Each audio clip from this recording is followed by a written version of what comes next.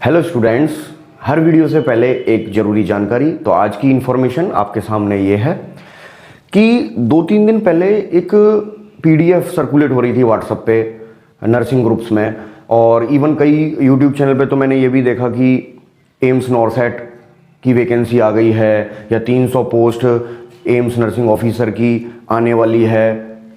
उस रिगार्डिंग बड़ा confusion create हो गया नर्सिंग स्टूडेंट्स में। मैं आपको एक जानकारी देना चाहता हूँ।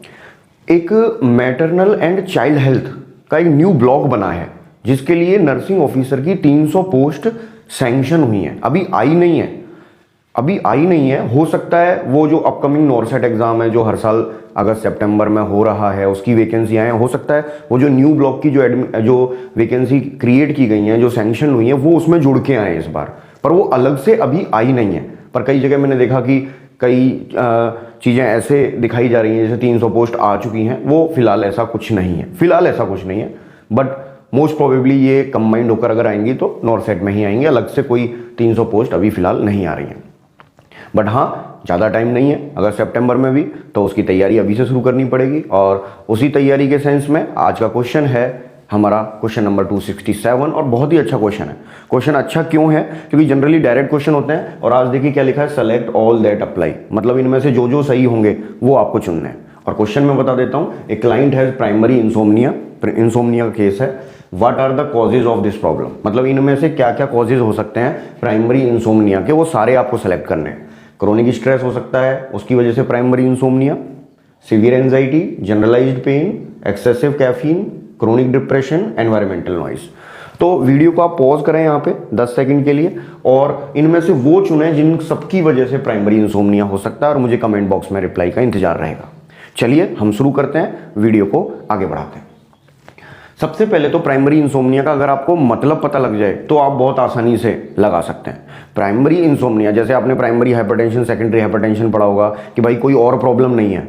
प्राइमरी हाइपरटेंशन मतलब only increasing the BP is the sign of disease, और सेकेंडरी हाइपरटेंशन मतलब किसी और वजह से, किडनी की वजह से बीपी बढ़ रहा है, लिवर की वजह से बीपी बढ़ रहा है, डायबिटीज की वजह से बीपी बढ़ रहा है, वो सेकेंडरी हाइपरटेंशन। बिल्कुल इसी तरह प्राइमरी इंसोम्निया मतलब हमारे क्लाइंट को कोई बीमारी नहीं है, कोई डिजीज नहीं है, कोई डिसऑर्डर नहीं है, सिर्फ उसे एनवायरमेंटल प्रॉब्लम, उसे फिजिकल या इमोशनल स्ट्रेस, ऑक्यूपेशनल नौकरी में कोई प्रॉब्लम चल रही है, एनवायरमेंट में कोई दिक्कत है, उसे मेडिकल प्रॉब्लम नहीं है, उसे साइकेट्रिक प्रॉब्लम नहीं है, उसे कोई डिजीज नहीं है, फिर भी उसकी स्लीप डिस्टर्ब हो रही है, तो हम उसे बोलेंगे प्राइमरी इंसोम्निया। और अगर किसी डिसऑर्डर की वजह से स्लीप डिस्टर्ब हो रही है, मान लीजिए फॉर एग्जांपल यहाँ पे लिखा हुआ है क्रोनिक डिप्रेशन, मान लीजिए डिप्रेशन है तो ये तो डिजीज हो गई ना, इस वजह से अगर नींद हो रही है तो वो सेकेंडरी इंसोम्निया है, प्राइमरी नहीं है। तो अब तो बहुत आसान हो गया। देखिए, सीवियर एंजाइटी, सीवियर वर्ड पे फोकस करें, और एंजाइटी यानी साइकेट्रिक प्रॉब्लम हो गई, तो ये तो आंसर नहीं होगा इसका। जनरलाइज्ड पेन और वो भी जनरलाइज्ड मतलब पूरी बॉडी में या बढ़ा हुआ पेन, सीवियर पेन है, तो वो भी किसी फिजिकल डिसऑर्डर की वजह से ही हो रहा होगा क्लाइंट को, तो ये भी आंसर नहीं है। क्रोनिक डिप्रेशन, जैसा कि मैंने अभी बताया, ये भी आंसर नहीं है। अब देखिए, क्रोनिक स्ट्रेस, तनाव ज़्यादा ले रहा है, और वो तनाव फिजिकल स्ट्रेस की वजह से हो सकता है, इमोशनल स्ट्रेस की वजह से हो सकता है, जरूरी नहीं मेडिकल डिजीज हो। स्ट्रेस एक रिस्क फैक्टर है, एंजाइटी एक डिजीज है। तो क्रोनिक स्ट्रेस यानी फिजिकल और इमोशनल प्रॉब्लम की वजह से उसे हो सकता है नींद नहीं आ रही हो। वो ज़्यादा कैफीन खा रहा है, इस वजह से भी हो सकता है उसे नींद नहीं आ रही हो। चाय कॉफ़ी कैफीन ज़्यादा पीता हो। ऐसा कहते हैं कि अगर आप 1 कप चाय पी रहे हैं और आप सो रहे हैं, तो लोग सोचते हैं कि सोने से पहले चाय कॉफ़ी नहीं पीनी चाहिए। मैं आपको एक बात बताता हूँ, सोने से 5 घंटे पहले अगर आप कैफीन ले रहे हैं तो उसका असर आपके ब्लड में 4 से 5 घंटे तक रहता है। यानी सोने से 5 घंटे पहले तक भी आपका अगर कैफीन ले रहे हैं तो उसमें भी नींद नहीं आने का कॉन्ट्रीब्यूशन कैफीन का ही है।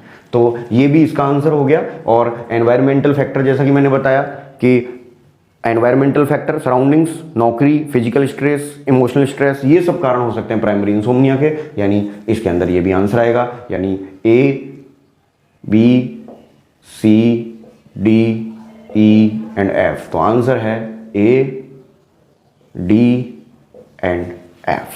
मिलते हैं नए क्वेश्चन में नए वीडियो के साथ। Thank you.